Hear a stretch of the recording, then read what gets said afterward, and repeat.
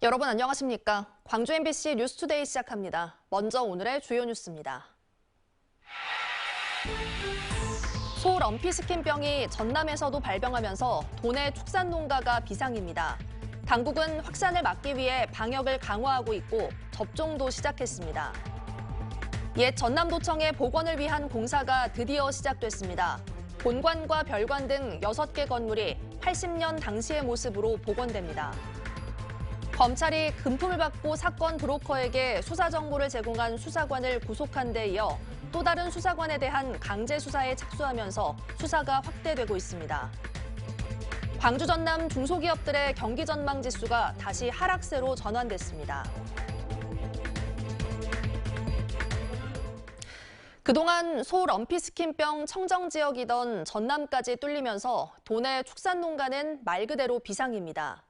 방역당국은 더 이상의 확산을 막기 위해 차단 방역을 강화하고 있고 백신 접종도 시작했습니다. 박종호 기자가 취재했습니다. 소 40여 마리를 키우고 있는 한평의 한 한우 농가. 소 럼피스킨병 백신 접종 작업이 하루 종일 분주하게 이루어졌습니다. 농가에는 수의사들도 긴급 투입됐습니다. 백신을 접종하기는 했지만 축산 농민들은 여전히 걱정입니다. 좀 막막했어요, 솔직히. 이 전염병이라는 게 막을 수 이게 예방을 하면 좋은데 예방한다 해서 뭐 100% 그런 건 뭐 아니니까 그래서 더 무서웠죠. 안 그래도 날씨도 좀 이상해가지고 목이랑 파리도 아직도 있는데. 무안에서 발생한 소 럼피스킨병 확산 차단을 위해 백신 접종이 본격화되고 있습니다. 무안과 한평 등 9개 시군에 1차 백신 28만여 개가 긴급 공수됐습니다. 방역당국은 11월 10일까지 도내 22개 시군 전체 소사육 농가를 대상으로 백신 접종을 순차적으로 마무리할 예정입니다. 이를 위해 긴급 접종반도 기존 111개 반 270명에서 119개 반 338명으로 확대했습니다. 64명을 늘려서 119개 반 338명이 접종을 시행할 겁니다. 그리고 이제 접종을 하면 항체가 형성되기 전까지 보통 한 3주에서 4주 정도가 걸립니다. 차단 방역도 강화되고 있습니다. 거점 소독 시설을 추가로 설치하고 소 럼피스킨병 발생 인접 시군의 소 반출입도 금지했습니다. 전라남도는 방역대책본부를 재난안전대책본부로 격상해 운영하는 등 소 럼피스킨병 도내 확산 차단에 행정력을 집중하고 있습니다. MBC 뉴스 박종호입니다. 곳곳에 빨갛게 물든 단풍을 보면 완연한 가을이 온 걸 실감하게 됩니다. 오늘도 맑은 가을 날씨 예상되는데요. 일교차가 크게 벌어지는 만큼 밤사이 낮아진 기온 때문에 출근길 무렵에는 안개가 연일 짙게 끼고 있습니다. 오늘은 어제보다도 안개가 더 짙습니다. 광주와 무안공항에는 저시정특보가 내려졌고요. 현재 나주의 가시골이 90m 안팎까지 좁혀져 있습니다. 그 밖의 지역도 시야가 많이 답답한 만큼 오늘은 도로 안개 상황 꼼꼼히 살피시고 안전운전 하셔야겠습니다. 안개가 걷히고 나면 오늘도 깨끗한 하늘 드러나겠습니다. 보시는 것처럼 종일 맑은 날씨가 예상됩니다. 기온은 어제와 비슷하겠습니다. 광주의 아침 기온 10도 안팎에서 시작하고 있고요. 한낮 기온 23도로 낮 동안 특히 포근하겠습니다. 일교차는 역시나 10도 이상으로 크게 벌어지겠습니다. 날씨 정보였습니다.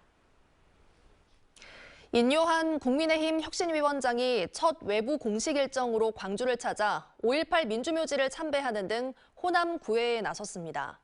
반면 영남 중진 의원들에게는 서울 등 험지에 출마할 것을 거듭 강조하며 압박을 이어나갔습니다. 보도에 김영창 기자입니다. 인요한 국민의힘 혁신위원장이 첫 외부 공식 일정으로 광주를 찾아 5.18 민주묘지를 참배했습니다. 인 위원장은 5.18 정신 헌법 전문 수록과 국가유공자법이 관철될 수 있도록 최선을 다할 것이라며 호남 민심을 겨냥했습니다. 또 돌아가신 분의 후손 이런 분들을 적극적으로 챙겨서 이제는 중앙에서 이분들을 다 포용하고. 국민의힘 혁신위원회도 내년 총선을 앞두고 그동안 주춤했던 서진 정책을 더 강화하겠다고 강조했습니다. 더욱더 저희들은 진심으로 다가서는 노력을 보이는 것이 가장 최선의 전략이라고 생각합니다. 인 위원장은 5.18 민주묘지에선 정치적인 발언을 삼갔지만 광주 MBC 시사 인터뷰 오늘에 출연해서는 영남 현역 국회의원들의 험지 출마 등 논란이 뜨거운 자신의 발언을 다시금 강조했습니다. 인 위원장은 여당의 대대적인 변화와 혁신을 위해서라면 정치적인 희생이 필요하다며 희생은 영남 영북의 중진 의원들이 험지로 출마하는 것이라고 말했습니다. 대한민국 정치는 여고 야고 정치하는 사람들이 희생을 해야 되는데 국민이 희생을 했어. 이제는 국민이 그만 희생하고 정치인도 좀 희생 좀 해라. 이게 제 단호한 메시지입니다.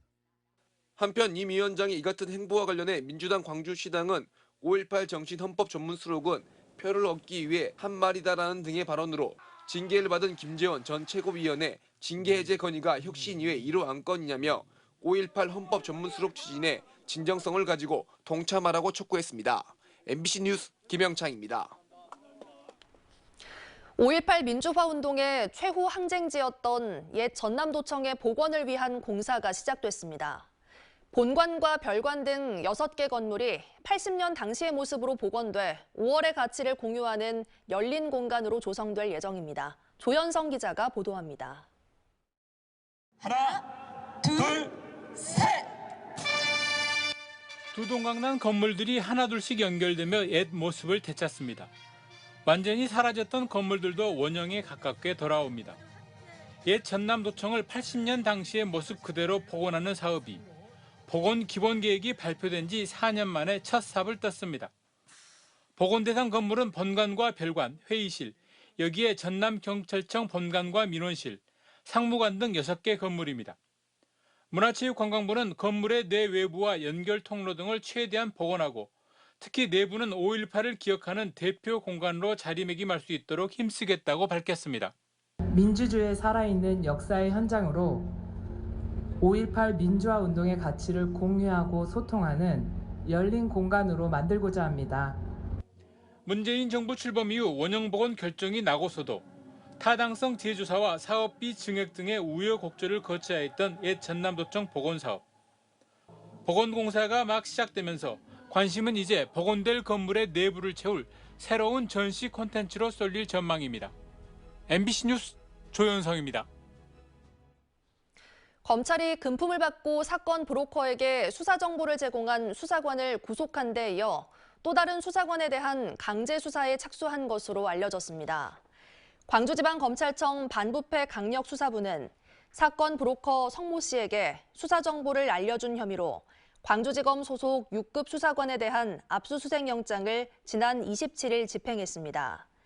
해당 수사관은 최근에 구속된 목포지청 6급 수사관과 공모해 사건 브로커 성 씨에게 가상화폐 사기범에 대한 압수수색 영장 발부 사실을 알려주고 금품을 받은 혐의를 받고 있습니다. 한편 검찰 관계자는 이와 관련해 수사 중인 사안으로 구체적인 내용을 공개할 수 없다고 밝혔습니다. 112에 신고했다는 이유로 동거녀를 폭행해 숨지게 한 50대가 징역 5년을 선고받았습니다. 광주지법 형사 11부 고상형 판사는 폭행치사 등의 혐의로 기소된 50살 손모 씨에게 징역 5년을 선고했습니다. 손 씨는 지난해 12월 여수의 주거지에서 자신에게 폭행당한 동거녀가 손 씨를 112에 신고하자 이에 격분해 동거녀의 얼굴 등을 수차례 때려 숨지게 한 혐의로 기소됐습니다. 재판부는 손 씨가 알코올 의존증 증후군 등으로 당시에 심신미약 상태였다고 주장했지만 범행 정황으로 미뤄볼 때 사건 당시 사물 변별 능력을 상실한 상태로 보이지 않는다며 양형 이유를 설명했습니다.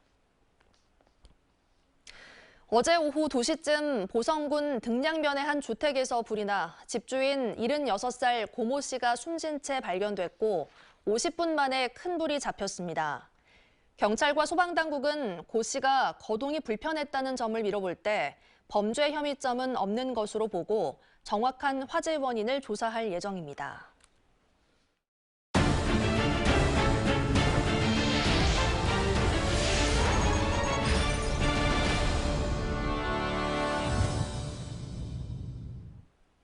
한일해협연안에 위치한 8개 지방정부 대표들이 여수에서 만나 교류와 상생발전 방안을 논의했습니다. 한일 8개 시도현 지사들은 코로나19 이후 각 지역의 관광 활성화를 위한 상생 방안에 대한 의견을 나누고 공동성명까지 채택했습니다. 김주희 기자의 보도입니다.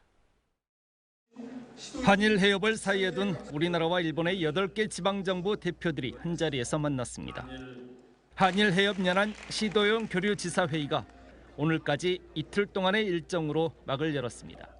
김영록 전남지사는 올해가 한일 관계에 큰 획을 그은 김대중 오부치 선언 25주년이 된 해라며 양국 공동 번영의 새로운 시작점이 될 수 있기를 기대했습니다. 이러한 화해와 평화, 상생과 협력의 정신을 이어받아서 우리 한일 8개 시도회원이 제2의 김대중 오부치 시대를 함께 열어나가기를 소망을 합니다.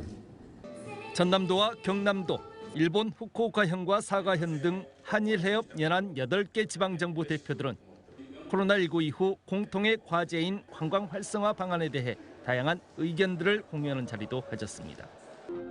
전남도는 이 자리에서 2026 여수세계 선박람회, 2025 목포 국제남도 미식산업박람회 등 거대한 글로벌 축제의 장이 될 전남에 대해 깊은 관심과 성원을 부탁했습니다. 이와 함께 남해안 글로벌 해양관광벨트를 넘어 한일 해협 글로벌 해양관광벨트로 확장해 나가자고도 제안했습니다. 한일 8개 시도연 지사들은 이 같은 내용을 바탕으로 관광산업 활성화와 지역경제 회복을 위해 상호 기여하고 문화경제 사업의 상호 지지와 협력을 약속하는 공동성명을 채택했습니다. 지난 1992년 처음 시작돼 올해로 31번째를 맞은 한일해협 연안 시도현 지사회의. 한일 지방정부 다자간 교류의 대표 사례로 긍정적인 평가를 받고 있는 만큼 실질적인 교류 성과로 연결될 수 있도록 앞으로 치열한 고민과 노력들이 동반돼야 할 것으로 보입니다. MBC 뉴스 김주희입니다. 영암군 금정면은 국내 대봉감의 60% 이상을 생산할 정도로 전국 최대 주산지로 꼽히는데요. 요즘 감나무에 감이 없다고 합니다. 봄철 냉해와 집중호우 등이 겹쳐 수확량이 크게 줄었기 때문입니다. 김진선 기자가 취재했습니다. 가을 수확철을 맞은 대봉감 농장. 예년 같으면 멀리서 봐도 온통 주홍빛으로 물들었을 감나무 밭에는 푸른 이파리들만 무성합니다. 해마다 대봉감 1000개 이상이 거뜬히 열렸던 40년 이상 된 나무에도 매달린 감은 30-40개 남짓. 수십 년 동안 감농사를 지어온 농민들이 경험하지 못한 역대 가장 심각한 흉작입니다. 어느 정도 아파야 아픈 애 죽겠네 살겠나는데 아예 이렇게 그냥 거의 전면하다 보니까 아예 표정들이 무표정인 것 같아요. 그냥 포기 상태라 할까 심적으로. 매년 10,000톤 이상의 대봉감을 생산하는 최대 대봉감 주산지인 전남 영암군 금정면.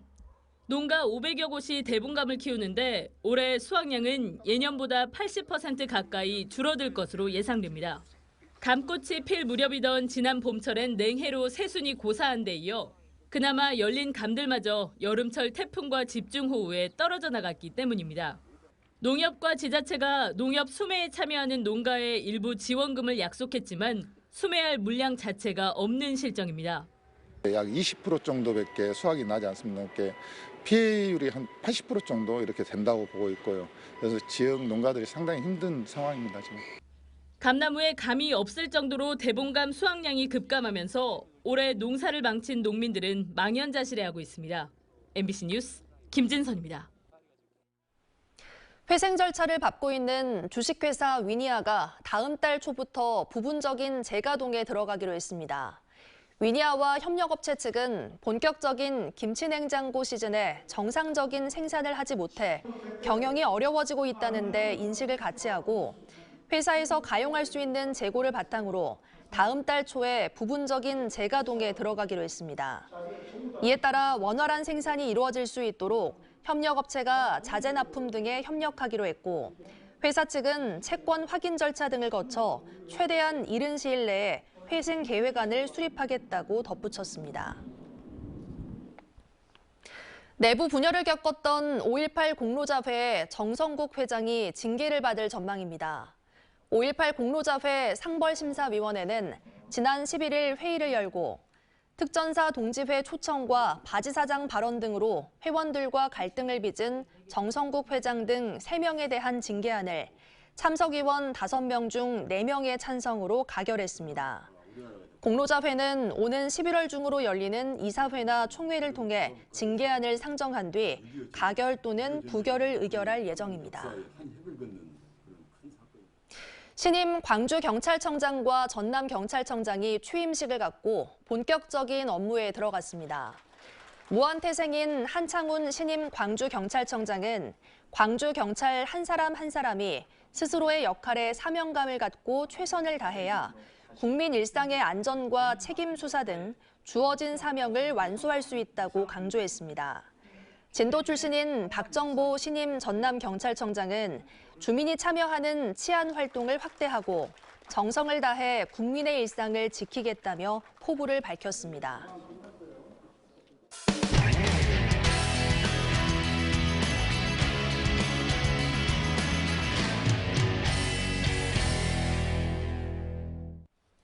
로봇이 조립하는 자동차, 더 이상 먼 미래의 이야기가 아닙니다. 현대자동차가 140개가 넘는 자동차 제조 공정 신기술을 공개했는데요. 인공지능과 로봇 기술이 미래의 전기차 전용 공장에 대거 적용될 전망입니다. 울산문화방송 정인곤 기자가 보도합니다. 잠자고 있던 로봇 개가 일어나 움직입니다. 머리에 달린 카메라를 이용해 차량 하부에 결함이 있는지 꼼꼼히 확인합니다.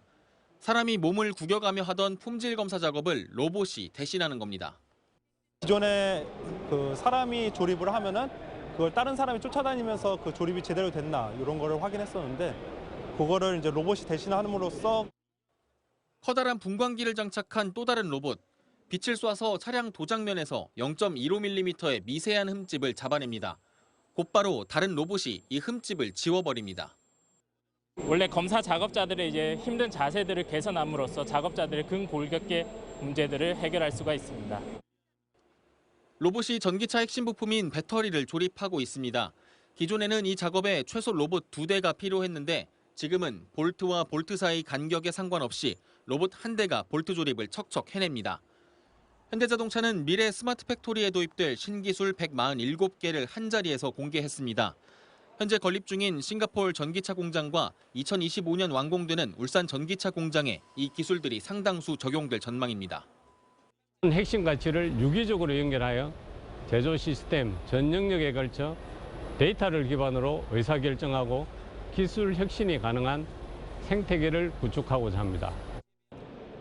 현대자동차는 앞으로 생산 현장에서 로봇 등 첨단 기술의 역할을 점차 늘려간다는 계획입니다. MBC 뉴스 정인곤입니다. 국내 최초로 부산항 신항에 완전 자동화 항만이 준공됐습니다. 선박에서 화물을 내리고 옮기는 작업을 모두 원격으로 조정하게 되는데요. 안전사고는 물론 탄소 배출도 줄어들 것으로 기대됩니다. 부산문화방송 김윤아 기자가 다녀왔습니다. 육중한 크레인 장치가 선박에서 컨테이너를 들어 올렸다 내리자 자동 이송 장비가 이를 싣고 입력된 경로를 따라 이동합니다. 곧바로 또 다른 크레인이 고리를 내려 정해진 자리에 쌓아놓습니다. 부산항 신항 석컨테이너 부두 2-5단계 완전 자동화 터미널입니다. 화물 양하역 작업이 모두 자동으로 이루어집니다. 크레인 기사가 직접 운전하는 기존 부두와 달리 무인으로 원격 조종되고 신호만 입력하면 정해진 대로 작업이 진행됩니다. 인력이 야지에 투입되지 않기 때문에 안전사고 위험에서 많이 자유로울 수가 있습니다. 노동력의 기술력에 따라서 숙련도에 따라서 생산성이 왔다 갔다 하지 않고 항상 일정한 생산성으로 선박회사들의 선박 운항의 정시성을 확보해 줄 수 있다. 또 부두에 투입되는 국산 장비들이 모두 전기로 운영돼 친환경 항만으로서도 역할이 기대됩니다. 최첨단 완전 자동 항만으로 조성이 됩니다. 그렇게 되면 우리 부산항은 그야말로 세계적으로 경쟁력을 갖춘 최고의 글로벌 허브 항만으로 우뚝 서지 않을까. 부산항만공사는 2-5단계 부두를 발판 삼아 2026년 개장할 석컨테이너 2-6단계와 진해 신항까지 완전 자동화 항만으로 조성하겠다는 계획입니다.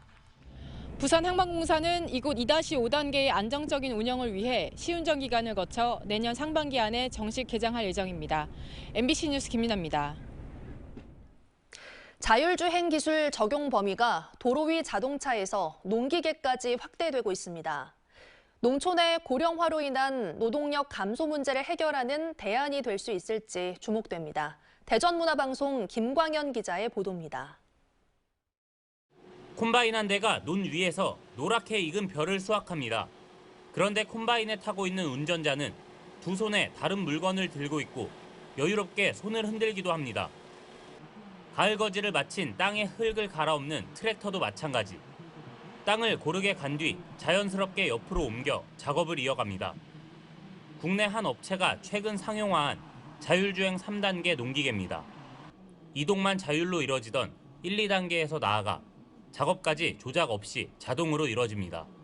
작업기를 부착한 상황에서도 자율적으로 주행과 작업을 선의 구간에서도 작업기가 제어되면서 농작업이 중단 없이 수행될 수 있다는 점에서 농업 생산성에 큰 기여를 할 수 있다. 콤바인이나 트랙터는 다른 차량에 비해 조작이 어려운데 이번에 개발한 농기계들은 초보 농업인도 쉽게 다룰 수 있습니다. 자율주행을 하다 보면은 저는 예치부만 위아래로 조작해야 될 정도로 신경 써야 될 부분이 많이 줄어들다 보니까 피로감도 덜하고 그다음에 안전성도 확보될 수 있어서 좋은 것 같습니다. 업체 측은 오는 2026년에는 주변 환경까지 인식해 무인으로 작업할 수 있는 자율주행 4단계 농기계 개발을 목표로 하고 있습니다. 자율주행 농기계가 고령화 등으로 인한 농촌의 노동력 감소 문제를 해결할 대안이 될 수 있을지 주목됩니다. MBC 뉴스 김광현입니다. 광주 글로벌모터스 GGM 차기 대표이사로 현대자동차 부사장 출신이 추천됐습니다. 광주시에 따르면 GGM 일대 주주인 광주그린카진흥원은 신임 대표이사 후보에 전남 강진 출신으로 현대자동차에 30년 이상 근무하고 부사장까지 지낸 인사를 추천한 것으로 알려졌습니다. 광주그린카진흥원은 다음 달 2일 GGM 박광태 대표이사의 임기가 만료됨에 따라 오는 12월 초쯤 임시주주총회를 열고 신임 대표이사를 선임할 예정입니다. 광주 전남 중소기업들의 경기 전망 지수가 다시 하락세로 전환됐습니다. 중소기업중앙회 광주 전남 본부가 209개 중소기업을 대상으로 다음 달 경기 전망 지수를 조사한 결과 업황 전망 지수가 83으로 전달에 비해 2.7포인트 하락했습니다. 이는 지난 8월 이후 2개월 연속 상승세를 기록한 이후 다시 하락세로 반전한 것으로 제조업이 비제조업보다 하락폭이 컸습니다. 특히 고금리와 고임금의 원자재가와 운송비 등 물가 상승 압력으로 경기 전망을 어둡게 보고 있는 것으로 조사됐습니다. 전라남도가 내년 6월 분산에너지 활성화 특별법 시행을 앞두고 분산에너지 활성화 추진 계획과 특화지역 계획 수립에 속도를 내기 위해 연구 용역에 착수했습니다. 분산에너지 특화지역은 재생에너지 생산 비중이 높은 지역 등을 특구 형태로 지정하게 되는데 이후 통합발전소와 전력거래 특례 등의 혁신제도 실증을 추진하고 미래형 전력 시스템 구축을 위한 기반 마련을 목표로 추진됩니다. 전라남도는 태양광과 풍력 등 재생에너지 자원이 가장 많은 여건을 감안해 법 제정 전부터 분산에너지 활성화에 총력을 기울이고 있습니다. 요즘 곳곳에 울긋불긋 붓게 물든 단풍을 보며 완연한 가을이 온 걸 실감하게 됩니다. 오늘도 대체로 맑고 쾌청한 가을 날씨가 예상되는데요. 밤사이 낮아진 기온 때문에 이른 오전에는 연일 안개가 짙게 끼고 있습니다. 오늘은 특히나 어제보다도 안개가 더 짙겠습니다. 광주와 무안공항에는 저시정특보가 내려진 상태고요. 강진과 보성 등 곳곳에서 가시거리 100m대를 보이고 있습니다. 도로의 안개 상황 꼼꼼히 살피시고 안전운전 하시기 바랍니다. 안개가 걷히고 나면 깨끗한 하늘이 드러나겠습니다. 종일 맑은 날씨가 이어지면서 특히 포근한 낮 동안에는 완연한 가을 날씨 만끽하기 좋겠습니다. 기온은 어제와 비슷하겠습니다. 광주의 아침 기온 9도 안팎으로 한 자릿수대에서 시작하고 있고요. 한낮 기온은 무려 23도까지 오르겠습니다. 일교차가 10도 이상으로 매우 크게 벌어지겠습니다. 해남 5도 안팎으로 쌀쌀한 날씨 보이고 있는데요. 한낮 기온은 23도 보이겠습니다. 순천의 낮 기온 25도까지 오르면서 일교차 20도가량으로 매우 크겠습니다. 바다의 물결은 최고 1m에서 1.5m로 잔잔하게 일겠습니다. 당분간은 맑은 날씨가 이어지겠는데요. 다가오는 주말 사이에는 흐린 날씨가 예상됩니다. 날씨 정보였습니다. 뉴스 마칩니다. 시청해주신 여러분 고맙습니다. 언제 어디서나 내 손 안의 뉴스. 광주 MBC 뉴스 유튜브 구독으로 함께하세요.